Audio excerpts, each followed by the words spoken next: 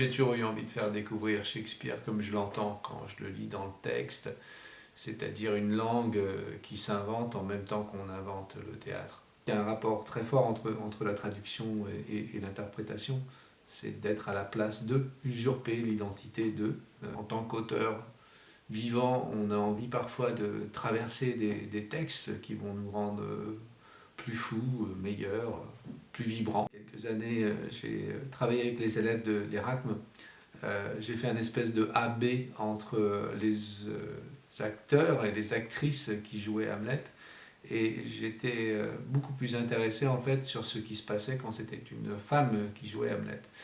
Et je me suis interrogé du coup sur cette tradition, dans la tradition, c'est fait depuis des siècles que des femmes s'emparent du rôle d'Hamlet, qui n'arrive pas à venger son père. J'ai l'impression qu'il y a quelque chose qui bloque dans Hamlet, dans la transmission du patriarcat, dans la transmission de la violence masculine. On va partir du principe que son père est un être violent, un tyran, qui a fait de la boucherie à la guerre, qui est responsable de crimes atroces, comme il le dit si bien en tant que fantôme, que son père est très certainement malade aussi, parce que c'est comme ça en tout cas que Hamlet l'imagine en écrivant la souricière.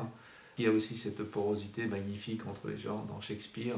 Il y aura une parité sur le plateau. Si on n'est pas capable de le faire avec Shakespeare, je vois pas trop bien avec qui on va être capable de la faire. Je viens de travailler pendant 3 ans sur l'hystérie et évidemment quelque chose qui m'a mené tout droit à Hamlet.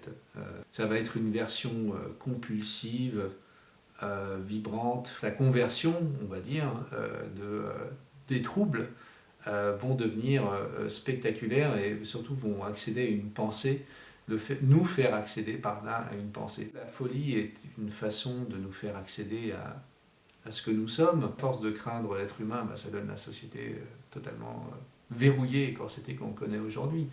Shakespeare, il invente aussi le théâtre intérieur. Et que ce théâtre intérieur est justement le plus spectaculairement baroque possible. Je n'ai pas eu à chercher très longtemps pour savoir qui jouerait Hamlet. Ça va être Anne Alvaro, ça va être un cadeau inouï. Elle va être entourée d'une troupe. C'est aussi le plaisir d'un rendez-vous shakespearien, c'est que c'est une troupe. Il va y avoir Solène Arbel qui va jouer Ophélie, Julie Denis qui va jouer Gertrude, Salomé Ayache qui va jouer Guildenstern, Mama Bourras qui va jouer le Spectre, il va y avoir Fabien Orsier qui va jouer Polonius, David Gouillet qui va jouer le Fossoyeur, Gaël Baron qui va jouer Horatio, Basile Duchman qui va jouer Laerte et votre humble serviteur va jouer Claudius. J'ai la ferme intention de faire entendre tous ces personnages dans leur beauté, leur folie, leur humanité. Il y a quelque chose qui m'attire dans Hamlet qui est l'insolence que l'on peut lire partout dans le texte. Et c'est pourquoi j'ai décidé de le contextualiser dans les années 60, à la fin des années 60 à Londres, parce que c'est une époque particulièrement débridée au niveau des mœurs, au niveau de la musique, de la pensée, et qu'il y a besoin d'un endroit pour que tout ça explose.